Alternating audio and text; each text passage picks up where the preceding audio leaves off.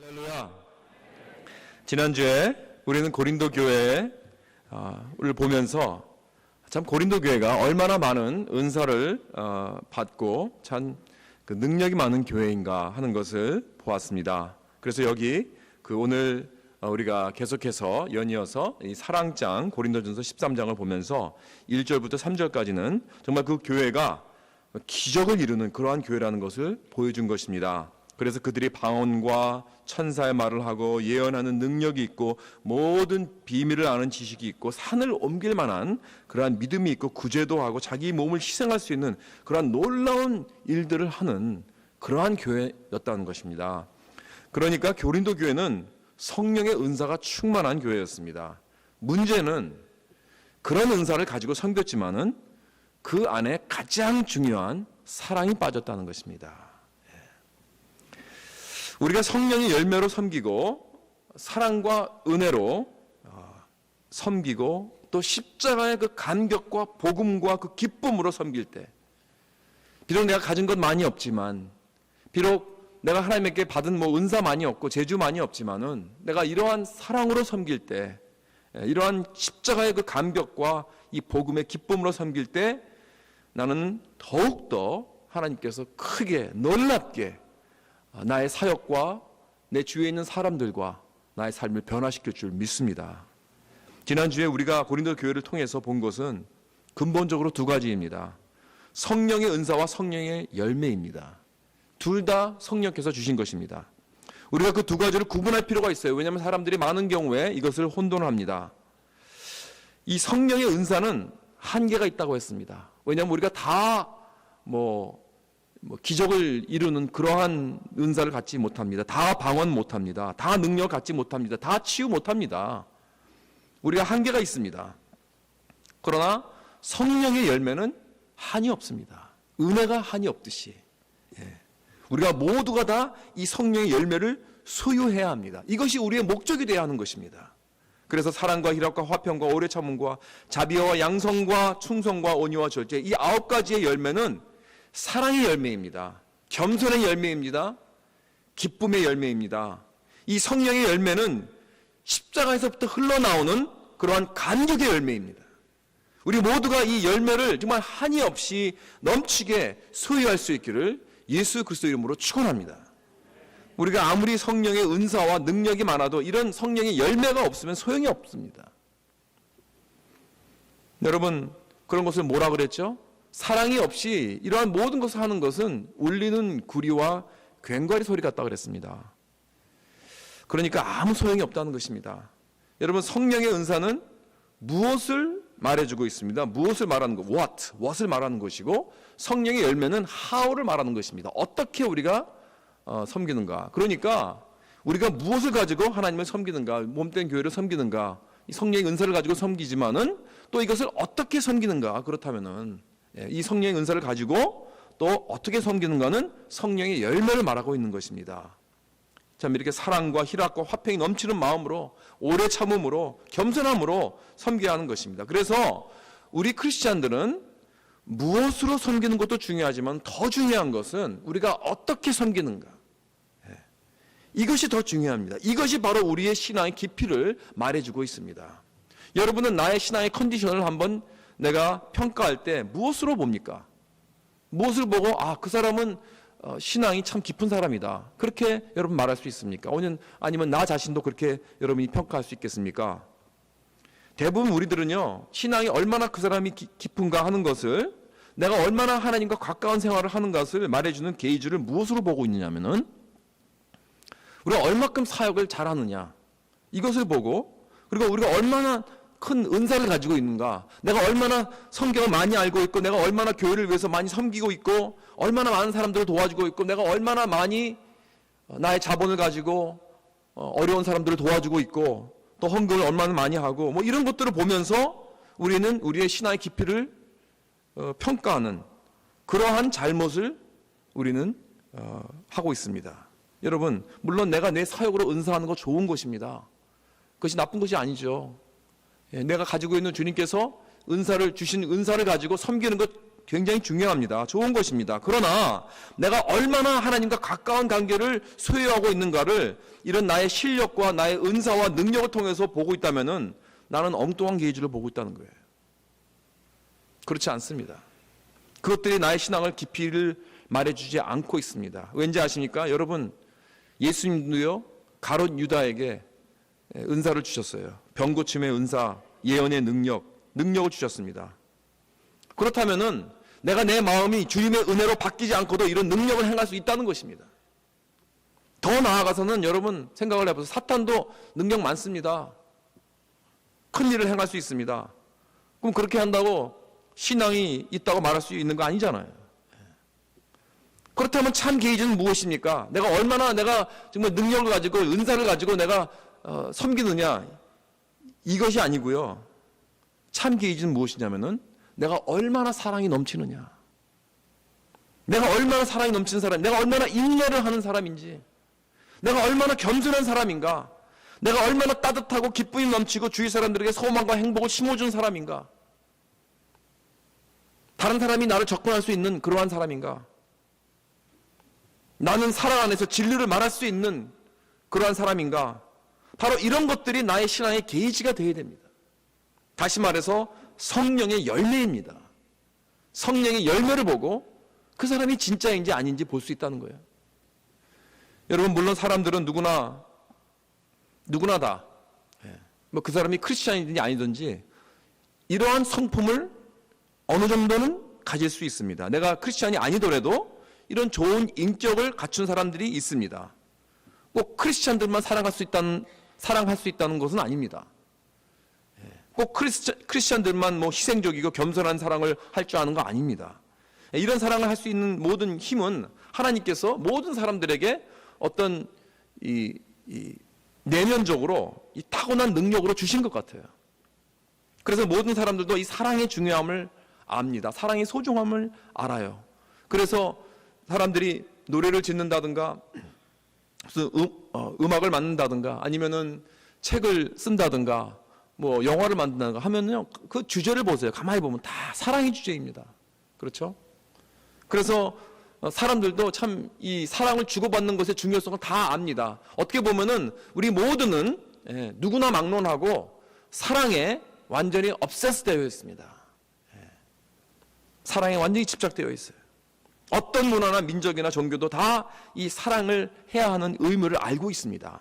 그러나 내가 예수 그리스도를 만나고 내가 예수 그리스도를 안 다음에는 그전에는 내가 도저히 할 수 없었던 그런 사랑이 나에게 가능해진다는 것입니다.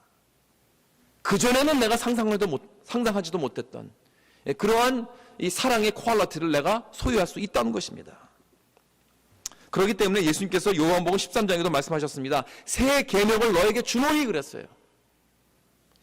이게 어떠한 계명인가? 서로 사랑하라. 아니 뭐 누가 사랑하는 걸 모르는가요? 옛날에는 없었나요? 그런 계명이 있었죠. 그런데 왜 새 계명인가?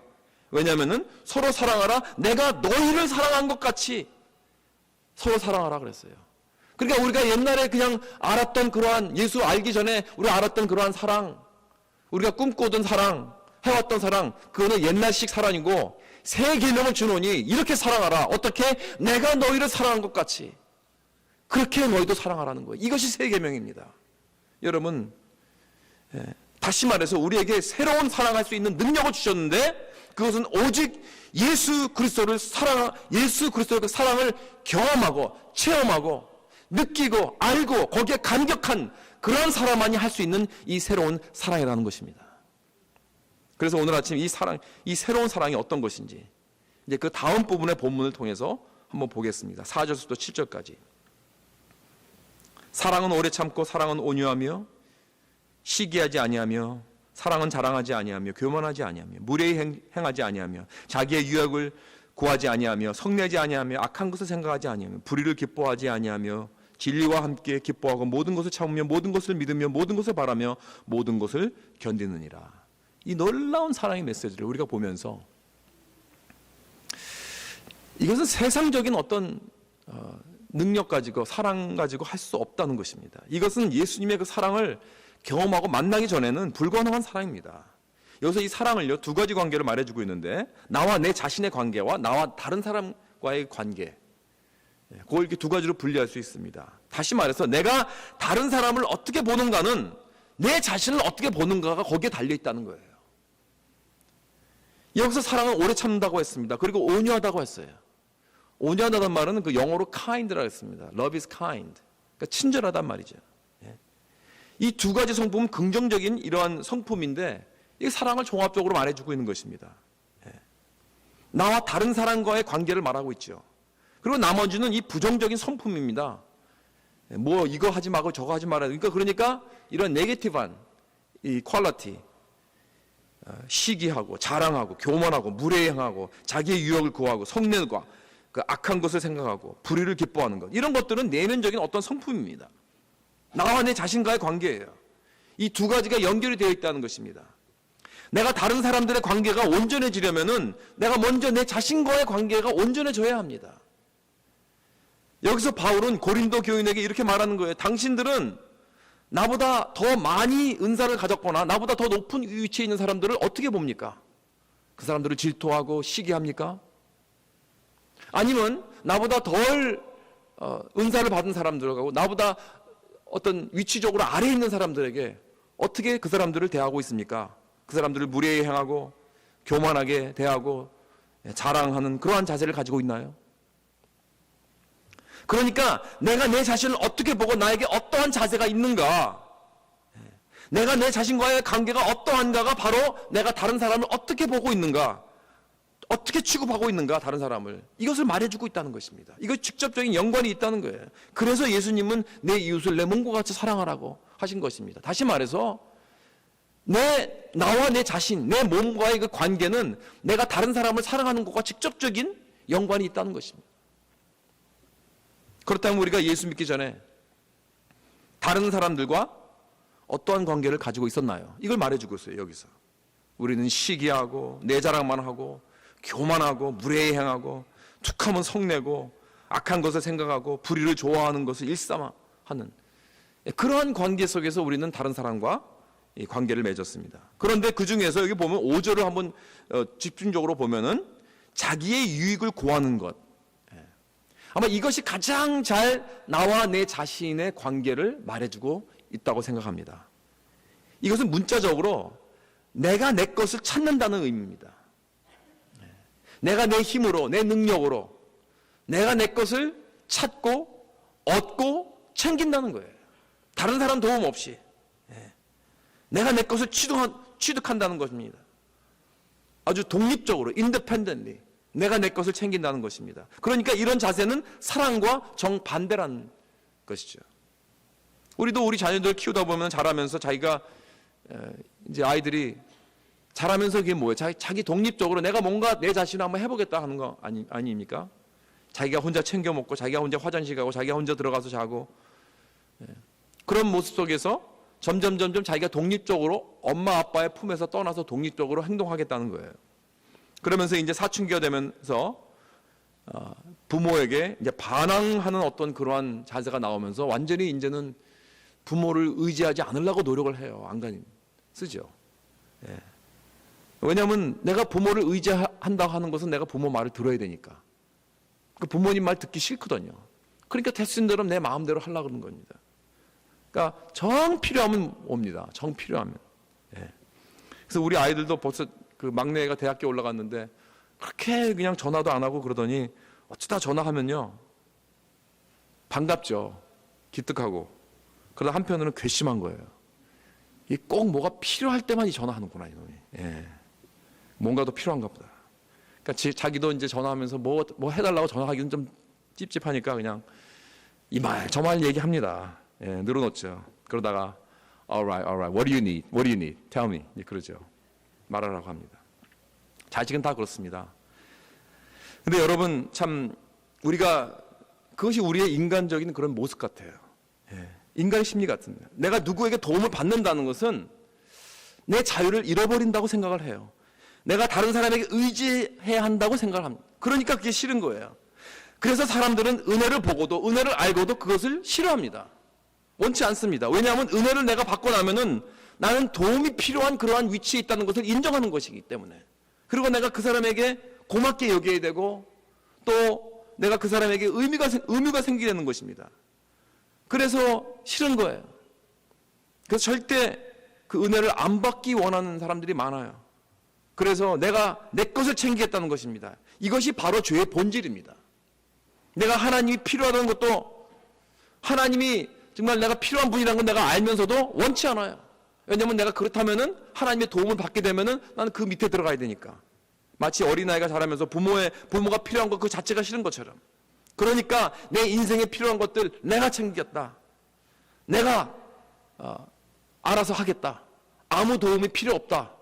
이런 거 이겁니다. 이런 죄의 마음이 가장 싫어하는 것이 바로 은혜입니다. 그래서 내가 은혜를 받게 되면 내가 더 이상 나의 것을 챙길 수 없다는 것을 인정하는 것이기 때문에, 내가 부족하고 무능하고 그런 사람이라는 것을 인정하니까 그게 싫은 거예요. 그러니까 어떻게 해서든지 내 마음대로 하고 싶으니까 그것을 원치 않습니다. 그것이 바로 죄라는 것입니다.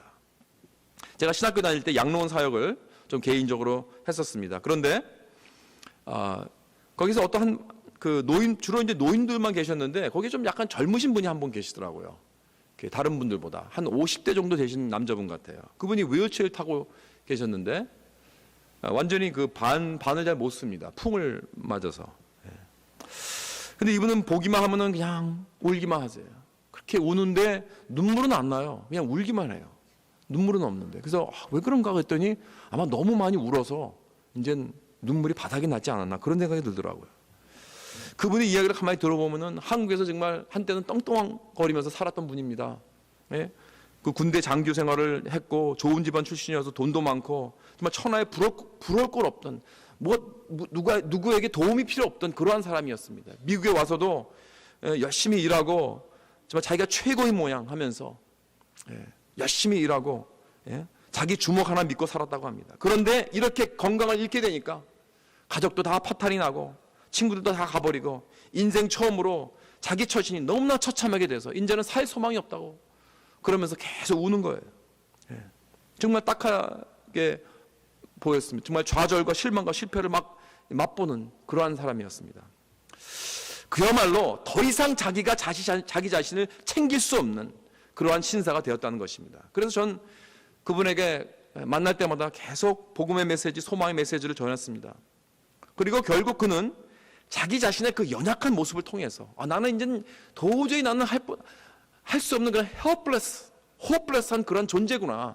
예전에는 한 번도 그런 생각을 해본 적이 없었는데 처음으로 정말 나는 정말 연약한 존재다. 나는 살 수 없는 존재다. 나는 누구를 의지하지 않고는 일어나지도 못하는 그런 존재가 되었구나 하는 것을 깨닫게 되면서 하나님을 의지하게 된 것입니다. 그래서 예수 그리스도를 만나고 믿게 되었습니다. 저는 확신합니다. 바로 그분이 인생의 모든 것을 잃었지만은 가장 소중하고 귀한 것을 얻었습니다. 할렐루야. 여러분, 이렇게 하나님은요, 어떨 때는 내가 내 것을 챙기지 못하도록 인생의 나의 소중한 것들을 다 뺏어가십니다. 강권적으로도 말입니다. 그래서 하나님의 은혜를 붙잡게 하기 위해서. 그렇습니다. 우리의 인생은요, 나에 대한 것이 아닙니다. 내가 얼마나 잘났고 내가 얼마나 할 수 있고 모든 것이 내 중심이 아니라는 것입니다. 이것을 빨리 깨달아야 합니다, 여러분. 그래서 릭 워럴 목사님이 그 쓰신 그 목적이 이끄는 삶 그 책 처음 시작이 그렇게 되는 거 아니에요. It's not about you. 그게 제일 첫 라인이에요. 그 책에. 당신에 대한 것이 아닙니다. 이걸 깨달아야 돼요. 우리 옆에 있는 분들 한번 얘기해 볼까요? It's not about you. 그래 보세요, 한번. 손가락을 딱 짚으면서. 한국 우리 문화에서 손가락 이렇게 하면 안 되죠. 미국 사람들은 괜찮아요. 이렇게 하는. 미국이니까 여기. 그렇습니다. 여러분들, 저는 그 말을 딱 들었을 때 맞다, 아멘, 할렐루야, 그렇습니다. 이거는 정말 우리가 이것을 빨리 깨달으면 깨달을수록 우리는 인생의 의미를 찾게 됩니다. 이것을 깨닫지 못하고 마치 모든 인생의 모든 나의 삶이 나를 중심으로 해서 돌아가는, 유니버스가 뭐 나를 중심으로 돌아가는 것처럼 그렇게 착각하는 그러한 사람들이 너무나 많습니다. 여기에서 빨리 헤어나와야 우리는 참 우리의 인생의 의미를 찾게 되는 것입니다. 이것이 바로 예수 그리스도가 만나기 전에 나와 내 자신의 관계였습니다. 내 자신의 유익을 구하는 삶, 내 것을 내가 알아서 챙기는 삶, 완전히 독립적으로 어떤 권위에서도 벗어나서 하나님에게선 더욱더 벗어나서 내가 내 삶을 살아가고 누구에게도 의지하지 않고 내가 필요한 것을 챙기는 그러한 삶. 그래서 내 자신을 정당화하는 것입니다. self justification 하는 거예요. 그래서 내 인생의 중심이 내가 되는 것입니다. 그래서 내가 피땀나게 노력해서 일하고 세우고 살아온 인생이 바로 내 인생이다. 그러니까 it's about me 이거예요. You owe me. 내가 이렇게 했으니까. 하나님도 God owes me. 이렇게까지 합니다. 그래서 은혜를 멀리하고 미워하는 그런 삶이 되는 것입니다. 자기 자신을 정당화하는 그러한 삶. 나는 이렇게 했으니까 너는 이렇게 해야 돼. 내가 요구하는 인생을 사는 거예요. 그러니까 내가 이렇게 하고 열심히 했으니까 난 이런 사람이니까 이건 이렇게 인생은 이렇게 돼야 돼 하고 요구를 하게 되는 것입니다.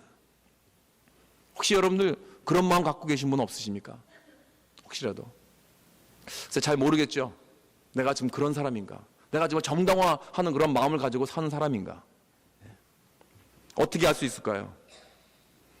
그 정당화하는 그 마음의 그 사인이 무엇일까요? 사도 바울이요 여기서 딱 주어졌어요. 이 본문에서 말해주고 있습니다. 여러분, 내 유익을 구하는 것 다음에 나오는 마음이 어떤 마음인가요? 예? 뭐라 그랬죠? 여기 본문에 들어가면 5절에 예? 성내지. 예? 성내는 게 아니라 그랬잖아요. 그렇죠?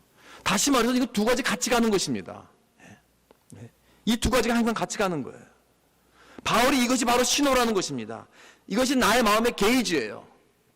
내 마음속에 무엇이 있는 것을 말해주고 있어요. 성내는 마음. 전 여기서 그 화내는 것 자체가 죄라는 것이 아닙니다. 성경은 화내는 것 자체가 뭐 죄라든가 우리가 화를 내지 말아야 돼. 사랑은 화를 내는 것이 아니라든가 이런 말을 하지 않았어요. 야고보서에서도 뭐라 그러냐면은 성내기를 뭐라 그랬죠? 더디하라 그랬죠. 더디하라. 예. 그러니까 하나님도 진노의 하나님이시고 예수님도 화를 내셨어요. 불의를 보면 분노가 일어나는 것이 정상이 아닙니까? 그런데 여기 본문에 성내지 아니하면은 영어로 보면 not easily angered 그랬어요. 그러니까 쉽게 그냥 막 성질 부리고 막 핫템포 되고 벌컥 화를 내고 욱한 성질이고 조금만 뭐라고 하면 그냥 상처받고 화내고 그런 걸 말하는 거예요. 이런 모습이 바로 내 마음에 진짜 무엇이 있는지 말해주는 게이지라는 것입니다. 왜? 내 마음이 정당화된 마음이기 때문에 내가 속으로 이렇게 내가 디맨드를 합니다. 내 생각으로 요구하는 거예요. 이건 이렇게 돼야 된다. 저건 저렇게 돼야 된다. 인생을 막 요구하는 그러한 삶을 삽니다. 내가 얼마나 열심히 일했는데, 내가 얼마나 내가 너를 위해서 희생을 했는데, 내가 얼마나 내가 이 교회를 위해서 고생을 했는데, 내가 왜 이런 대접을 받아야 돼? 내 인생은 더 좋은 대접을 받을 가치가 있어. 그런 대가를 난 받아야 해. 사람들이 나를 이렇게 생각해 줘야 돼. 인정해 줘야 돼. 하나님도 나에게 그러면 안 돼. 하나님도 나를 인정해 주고 나에게 길을 잘 열어줘야 돼. God owes me. You owe me. 이렇게 사람들과 하나님에게 자기한테 비쳤다고 생각하는 거예요. 완전 착각이죠. 여러분, 그러나 인생이 그렇게 됩니까? 내 마음대로 그렇게 됩니까? 절대 그렇지 않죠. 여러분, 그런 교만한 마음, 정당화된 마음, 자랑하는 마음, 내 유익을 구하는 마음은요, 굉장히 센시티브합니다. 민감합니다. 짜증을 내기 잘하고, 다른 사람에게, 하나님에게 화를 내고, 뭐가 안 되면 원망하고, 모든 것이다. 사랑하는 성도 여러분, 우리는요, 죄를 좀 더 깊이 알아야 될 필요가 있습니다. 우리가 죄라고 생각할 때, 무슨 뭐 누굴 죽이고 살인하고 간음하고 무슨 사기치고 이런 것들만 생각하는데 여러분, 죄라는 건 그렇게 간단하지가 않습니다. 아무도 모르는 깊은 죄가 있습니다. 교활한 죄가 있습니다. 겉모양은 아주 번지를 합니다. 종교적입니다. 윤리적이고 도덕적입니다. 열심히 섬기는 사람입니다. 성경도 많이 합니다. 그러나 내가 원하는 것을 디맨드하고 내가 원하는 것을 이루려고 하는 그런 마음이 있다는 거예요. 내 마음대로 되지 않을 때 그때 화를 내고 성질을 부리고 때를 쓰고 반항을 합니다. 이게 사실 더욱 무서운 죄예요. 왜냐하면은 그 속을 오랫동안 모르거든요. 아무도. 사람들은 저 사람 믿음 좋다, 잘 열심히 일하는 사람이다, 칭찬 계속 하지요. 자기 자신도 그렇게 착각하고 살아가고 있다는 거예요. 정말 열심히 섬기고 도덕적이고 그렇게 말도 잘하고 하니까 그렇게 자기가 믿음 좋은 걸로만 생각하고 있는 거예요. 착각하고 있는 거예요. 왜냐하면 이 사람은 엉뚱한 계주를 보고 있다는 것입니다. 자기의 은사를 얼마나 잘 활용하고 있는 걸 보고 있어요. 성령의 열매를 보는 게 아니고. 그게 잘못된 것이죠. 우리 가운데 그런 사람들 많습니다.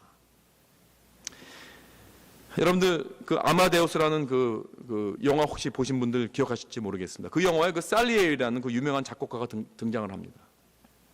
이 작곡가는 어렸을 때 하나님께 서약하는 기도를 합니다. 하나님이 나를 위대한 작곡가로 만들어 주세요. 그렇다면은 그 음악으로 주님의 영광을 온 세계에 찬양하고 주님께 영광을 돌릴 것입니다. 내 음악을 영원히 남기게 해 주시옵소서. 그러면서 자기의 온 인생을, 자기의 열심을, 자기의 신앙을 매 주간, 매 시간 하나님께 바치면서 이웃을 돕고 그렇게 살아가겠다고 다짐을 했습니다. 그래서 이렇게 그 인생을 시작합니다. 절대로 나쁜 일 안 합니다. 술과 여자를 멀리합니다.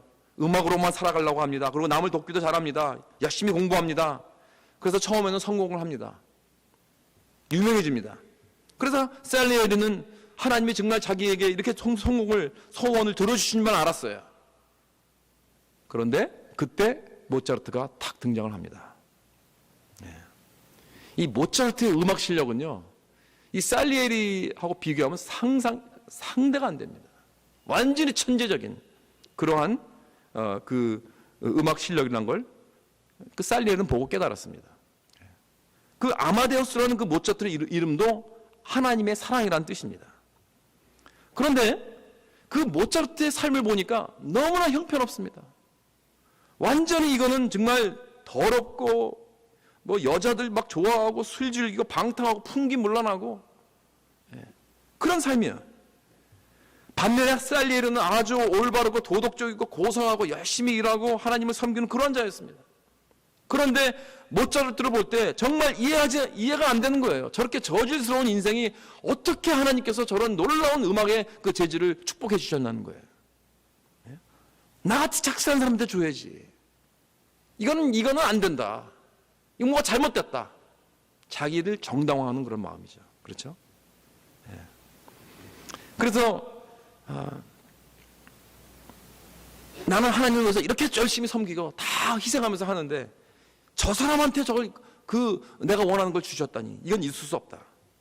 그래서 살리에리는 점점 더 자기의 증오에 빠지게 됩니다. 인생을 원망합니다. 하나님을 원망하고 마지막으로는 하나님께 이렇게 말합니다. 지금부터는 당신과 나는 원수지간입니다. 그러면서 자기가 가지고 있던 십자가를 불에 던집니다.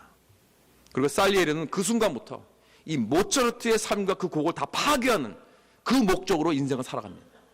그리고 결국 성공을 하지요. 그래서 모차르트를 간접적으로 죽이게 됩니다. 그렇지만은 그리고 나서 자기 자신도 행복할 수가 없죠. 역시 자기도 증오와 인생의 그 쓰라린 죄의식, 절망 속에서 견디다 못해 정신질환으로 비참하게 인생을 마치고 맙니다. 여러분, 이렇게 자기 자신을 정당화시킨 자는 항상 불만이에요. 화가 나 있습니다. 왜냐하면 자기는 최선을 다했다고 생각하거든요. 그렇기 때문에 나는 인생을 이렇게 돼야 된다.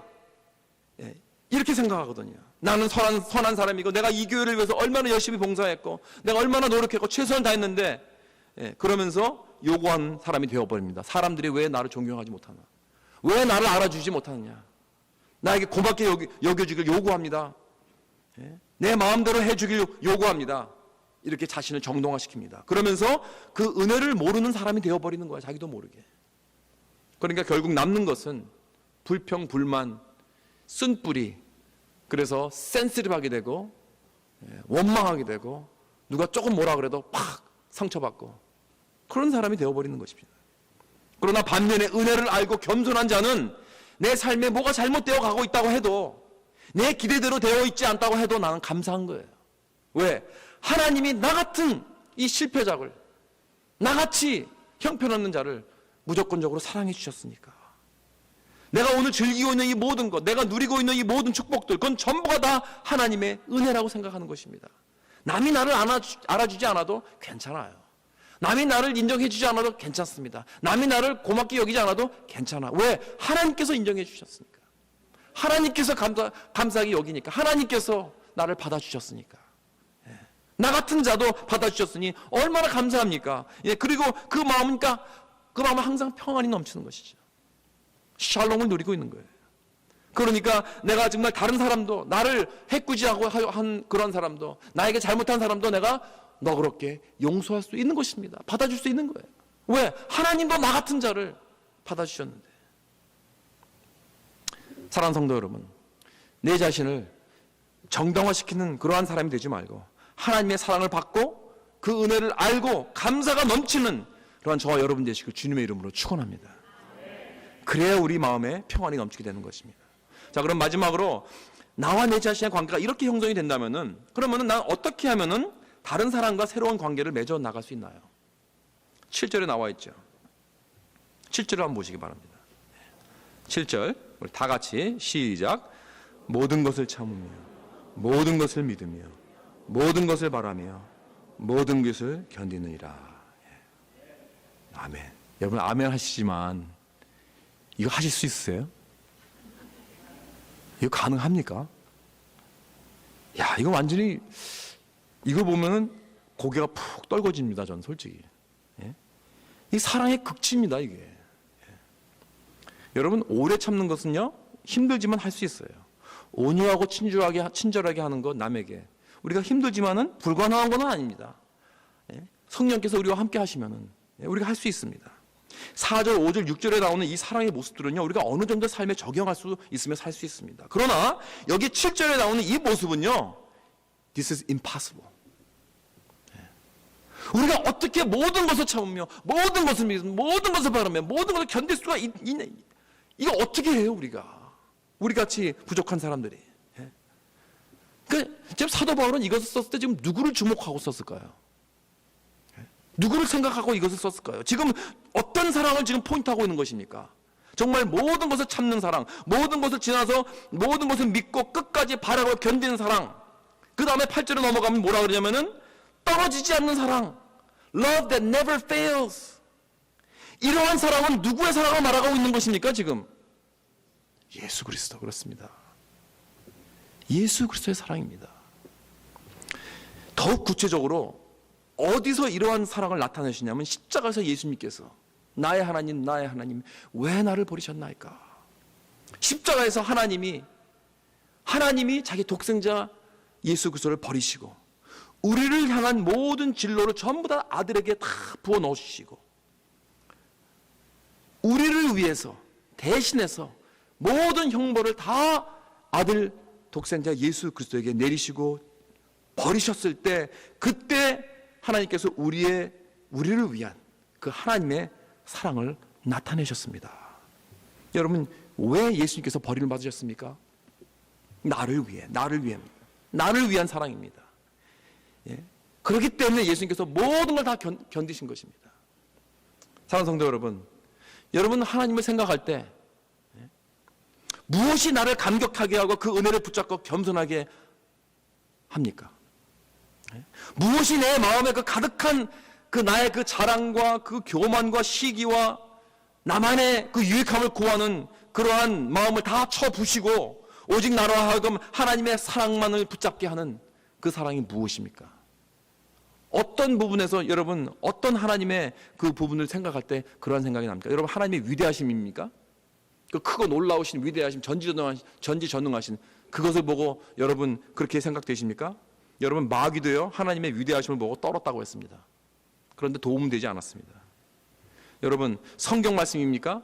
여러분 사탄도 성경 말씀 우리보다 더 잘합니다. 막 인용하면서 예수님을 유혹했습니다. 우리는 그게 아니고요. 우리는 하나님의 아름다운 사랑과 선하심과 낮아심, 그것을 볼 때, 즉 십자가를 볼 때, 십자가에서 약하게 되시고 죽으시고 나를 위해서 모든 걸 다 뒤집어 얹으시고 나를 위해서 돌아가신 그 모습, 그 선하심과 낮아심과 그 모습을 볼 때 우리는 감격하고 나를 겸손하게 하는 것입니다.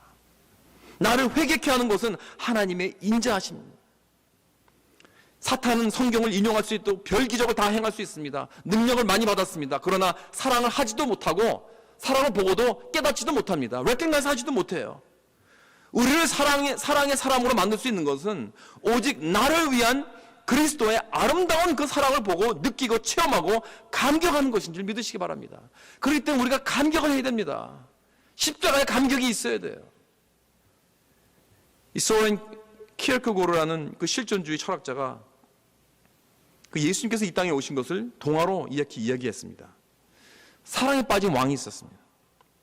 그가 그 사랑한 여인은 고귀한 아주 가문의 어떤 딸이 아니고 부유한 어떤 학식 있는 집안의 딸도 아니었습니다. 그냥 누더기 같은 그냥 옷을 입고 오두막집에서 비천한 시골에서 그냥 농사 짓고 사는 그런 처녀였습니다. 그러나 그녀가 농사를 열심히 짓고 있는 그 모습을 멀리서 보고 이 왕이 완전히 반해버렸어요. 사랑에 빠진 것입니다. 그래서 신하들이 왕이 원하시면 당장 가서 그녀를 데리고 오겠습니다 했더니 왕은 그러지 말라고 합니다. 왕이 원한 것은 진실한 사랑이었기 때문에 그렇습니다. 그래서 왕은 자기의 모든 지위와 특권을 다 내려놓고 그녀가 살고 있는 그 마을에 들어가서 평범한 농부처럼 살기로 했습니다. 그렇게 해서 어프로치를 하는 거예요. 그 여자에게. 그래서 그 여자가 입는 옷 입고 또 사는 곳에서 살고 먹는 음식 먹고, 예? 정말 가진 것 없이 다 비춰냈지만 왕은 그냥 그녀의 가까이 가서 그렇게 똑같은 모습으로 가까이 다가가서 그녀를 사랑합니다. 또 그녀도 또 사랑합니다. 그래서 이 시골 처녀를 사랑한 왕이 그녀와 이제 결혼하기 위해서 이 선택한 방법은 여러분 두 가지를 할 수 있죠. 한 가지는 그 여자를 왕궁으로 데려와서 그녀의 지위를 올려주는 것이고, 또 하나는 왕의 시골 처녀의 그 지위로 내려가는 것입니다. 그녀를 진심으로 사랑한 왕이 선택한 길은 내려간 것입니다. 스스로 내려간 것입니다. 그로 말미암아 진실한 그런 사랑을 보여주고 이루겠다는 것입니다. 여러분 이 스토리는요, 이 예수님의 그 성육신의 그 모습을 이 스토리로 설명하고자 쓴 이야기입니다. 비천한 인간이 하나님의 사랑을 알고 체험하기 위해서 하나님이 사람의 모습으로 인간들이 사는 세상으로 들어오셨다는 것입니다. 이것이 하나님께서 우리에게 보여주신 나를 위한 사랑의 기적입니다. 사랑하는 성도 여러분, 나는 지금 내 자신과 온전한 관계를 이루고 있나요? 난 아직도 나의 유익을 구하는 자인가요? 내가 내 것을 어떤 찾으려고 내 힘으로 내가 챙기려고 노력하고 있나요? 나는 내 자신을 지금 정당화하고 내 주위 사람들에게, 특히 내 남편에게, 내 아내에게, 내 자녀들에게, 내 교우들에게 디맨드하는 그러한 자세로 살아가고 있나요? 내 삶의 중심이 하나님입니까? 아니면 나입니까? It's not about you. 난 항상 사람들에게 이렇게 화가 나 있습니까? 성미가 까다롭고 민감하고 짜증을 잘 내고 그렇습니까? 그렇다면은 난 정당화된 마음일 가능성이 높습니다. 우리의 오직 해결책은 그리스도의 사랑을 우리는 바라봐야 합니다. 여러분, 나를 위한 그 사랑, 여러분 나를 위한 그 사랑을 다시 한번 체험하시기 바랍니다. 십자가를 붙들어야 됩니다. 거기서 그리스도의 그 겸손함과 그 사랑, 즉 우리를 위하여 하늘의 모든 영광을 다 버리시고 이 낮은 곳에 왕이 그 여자를 사랑하여 똑같이 그 여자와 같이 돼버린 그런 모습처럼 이 땅에서 완전히 오셔서 모든 사람들에게 버림을 받으시고 또 십자가에서 아버지에게까지 버림을 받으시고 나를 위하여 그 아름다운 사랑을 베푸신 그 사랑을 체험하시기 바랍니다. 그 영원하고 무조건적이고 그 가장 고귀하고 그 아름다운 사랑을 여러분 절실히 경험하고 나면은 우리는 절대로 과거의 옛 모습으로 돌아가지 않을 것입니다. 그래야 난 정당화된 내 마음에서 벗어나서 겸손한 마음으로 내 마음을 채우고 십자가에서 흐르는 그 놀라운 감격과 그 기쁨을 가지고 주님의 몸된 교회를 세워나갈 수 있는 그러한 저와 여러분이 될 줄 믿습니다. 기도하겠습니다.